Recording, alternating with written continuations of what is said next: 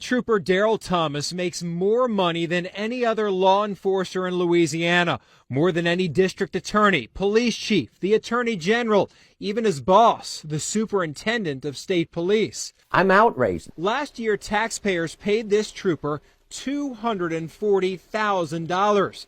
But our undercover surveillance investigation, backed up by timesheets and traffic citations, shows Thomas may not have legally earned much of that money.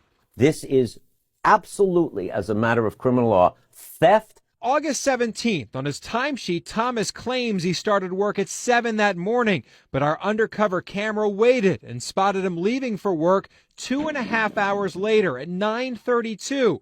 For 152 minutes, Thomas stayed at home while earning money from taxpayers. When you're paid, you should be out there patrolling. Absolutely. Doing your job. You should be patrolling or doing a patrol function. We had an undercover camera at Thomas's house for 12 different work days over the past few months.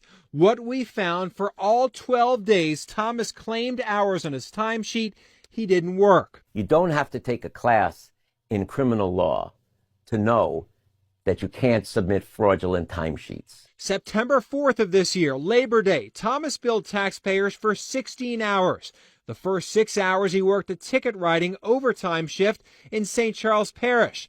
Then from noon to 10 p.m., his timesheet shows he worked his regular state police shift. But our undercover camera caught Thomas at home from 11:10 until 5 p.m. Almost 6 hours of that workday, Thomas didn't work. The next day, September 5th, Thomas's timesheet shows he worked until 10 p.m., but he arrived home at 6 and stayed there until 9:13. For 3 of the last 4 hours of his shift, Thomas's car remained in his driveway. September 6th, again, Thomas claims he worked 6 a.m. until 10 that night, but our surveillance unit spotted him arriving home at 9:26 a.m. He left at 12:43, but less than 6 hours later, he once again pulled into his driveway, and his car stayed there for 3 hours until he left just after 9 p.m. Of the 16 hours Thomas billed taxpayers that day, 6 of them he remained in his house. The allegations are very concerning here. They're very troubling. After we brought our findings to State Police Superintendent Colonel Kevin Reeves, he placed Thomas on administrative leave and launched a criminal investigation. We have to conduct an investigation here to see exactly what we're looking at with these troopers. What we've seen on the cameras is very concerning. Thomas has historically been the highest overtime earner in the state and is consistently ranked among the state's highest paid employees.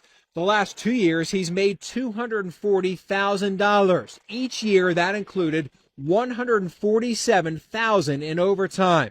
The numbers are startling. That means Thomas billed taxpayers for, on average, 83 hours of work a week.